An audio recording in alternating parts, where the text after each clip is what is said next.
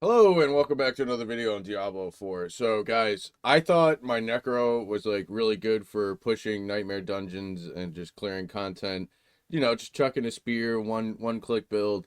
But I mean, Barb, this build should be illegal. Like this, I feel like they should nerf this because it's just so more smoother, more overpowered. It's just so much better than other builds. Like I haven't played Sork though. Ball Lightning does look pretty dang good, but I don't know if it has the clear speed as Barb does. I haven't seen speed run by Ball Light Sork yet. I did see some Barb speed runs and they're insane. So I wanted to try out the build, and we're trying out Rob's push build. I'll put the link for the Paragon in the description. But there are a few changes I made in his build to optimize it a little bit better. And if you noticed, I got grandfather last night. Really excited about that. Finally got it, dude. I was over 300 runs dry without an Uber, and then I finally got grandfather to drop. And actually, I had a Shaco drop, and then immediately the next run after the grandfather drop. So really happy about that. Finally got grandfather. So just to clarify, you do not need the Uber Uniques to do this build. This build, like I said, should be nerfed because it's just so strong, even without the Uber Uniques.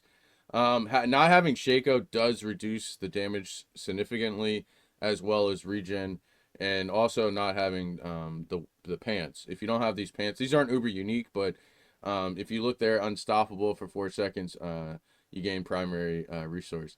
So when you use some of your shouts and metamorphoses, you get resource back. So if you don't have these pants, the builds you're gonna feel like you're fury starved. You're not gonna have fury to cast. But if you have the pants, the build should work fine.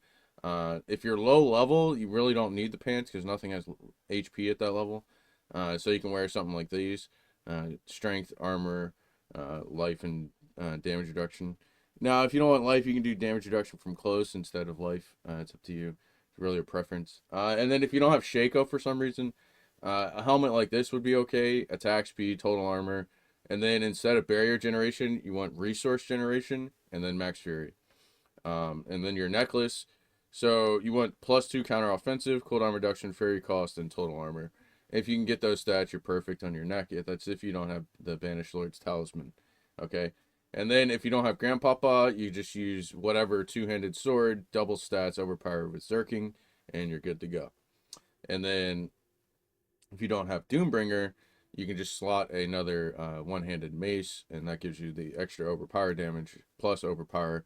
And then you want overpower. You want the same stats as you have on all your weapons. You want double. You want double stats, overpower, and zerking. This one doesn't have double stats, so I don't really want to show you it.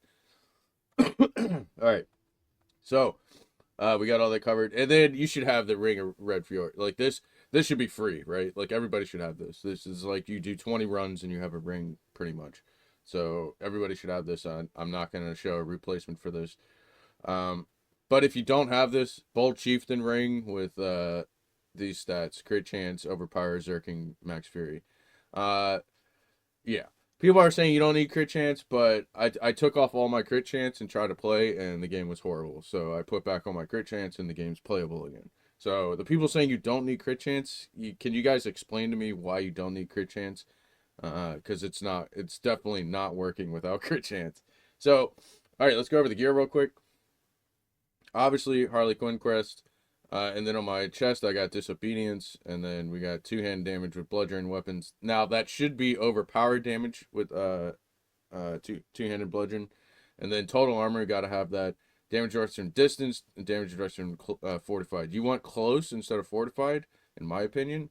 And then we slotted 2 of the rubies in there, and then your gloves, attack speed, crit chance, overpower, ancients. Now, in my opinion, you could drop the attack speed and put willpower, because if you look here, willpower gives overpower damage, and it gives quite a bit. So I think you can get like 80-ish willpower, maybe 60, 80. I can't. Somebody tell me the exact amount, but you can get a lot. But yeah, I haven't gotten those yet. So in my opinion, willpower, crit chance, overpower, and then hammer ancients is going to be like this. And then obviously Tibet's will. And then here we have the Berserker Treads. So damaging enemy with Core Skill has 40% chance to extend Berserker duration. This is huge. So I got move speed, fire resist, lightning resist, fury cost. Ideally, you want to use the resistances that you're low on. Um, and then yeah, that's pretty much it. Your two-hander is going to be the same as all your other weapons, double stat, uh, overpower damage, and damage while berserking. I don't have overpower damage, and this build still rocks. So that just shows you how broken the build is. And then on our other weapon, we have Hammer Ancients that quakes outwards, and its damage is increased by 14%. So whenever I use Hammer Ancients, it just like makes like a little earthquake thingy and does AoE damage, pretty nice. And then again, you're supposed to have double stats, overpower, zerking. I don't have that. Okay. And then if you have Doombringer, you slot Doombringer, and if you have Grandpapa, you slot Grandpapa, and then all rubies on everything, weapons and armor. All right, and then our ring, Echoing Fury. This is how we get our Fury back mainly. Crit chance, overpower, zerking, and max Fury, and then you're gonna go to the Ring of Red Fury, obviously, and then Banish Lord's Talisman. So then expertise, two-handed axe expertise. Okay. Now, if you didn't know this, guys, you can press M, and then go to Kiovashad. There's a place called the Training Grounds. Okay. If you didn't know this, I made this barb not too long ago, and I definitely didn't have any expertise when I reached level 80 because I had this character boosted. So two-handed expertise, you can go to the training dummy and just put on whatever weapon you want to train, and you can just put like a weight or something on your mouse controller or whatever you play with, and just auto attack the training dummies, and it will give you weapon expertise. So if you didn't know that, now you do. All right, let's go over the abilities real quick. So 1 point here, 1 point enhanced lunge, max hammer, 1 point enhanced, and then 1 point furious.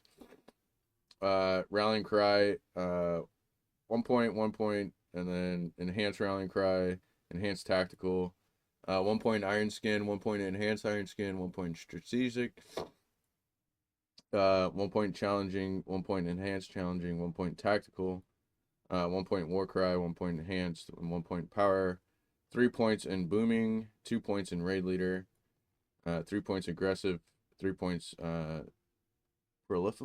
prolific fury, yeah, 3 points pit fighter, and then we come down here, 1 point into thick skin, 3 points in counter offensive. This is the neck that if you don't have Banished Lord's Talisman, you want to get the 3 extra ranks for here because that gives you a lot of damage. And then come down here, Wrath of Zerker, and then just fill that out. And then obviously Umbrella Rage. And then we got 3 points heavy-handed, 3 points brute force, 3 points in wallop. Now, I might use concussion. It depends on how hard the pushes are, but stun would actually be really good because if you notice, you can use the instead of resilience, you can use domination, which increases your damage 24% against stun enemies. So I might switch out the heavy-handed for concussion if the enemies don't die in one shot, right? That way I can stun them and do more damage. So I'm maybe this might be switched out. We'll have to see how hard the content is. Okay. And then the Paragon board. So here's the Paragon board. I'm not gonna read this. I'll put Rob's link in the description and you guys can look at it for yourselves. But this is the Paragon board. And then the only changes, once you get the unique glyph, we're just gonna slot the unique glyph here, and that'll boost all these nodes around it. And that don't forget the unique glyph's gonna go up to level 200. So, but yeah, this is the current Paragon board I'm using, and it's working pretty well. I do get caught sometimes by range mobs. Like if there's like 20 range mobs on the screen, you're just getting melted, and that's because I don't have enough damage reduction from distance. So, but whatever. All right, let's show you guys the gameplay footage. That's the build, and the rotation is pretty much Rallying Cry will give you full fury, and then you just hit Hammer Ancients, and then when you dodge, you get you get resources back from your pants as well as metamorphoses. So dodging every few seconds gives you mana or fury, whatever you want to call it. and that's pretty much it. And then just don't get hit for hit.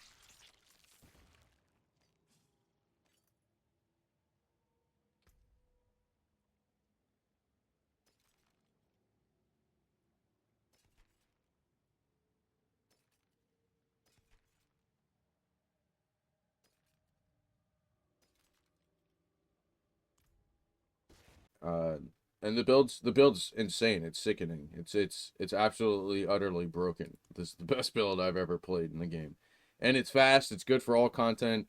It doesn't one shot bosses like the one shot build, but it will get it'll get the job done, and it does the job well, and it looks good while it does it. So, let me know if this guide helped you guys. If you guys like the build, and yeah, I'll catch you all in the next video. Peace.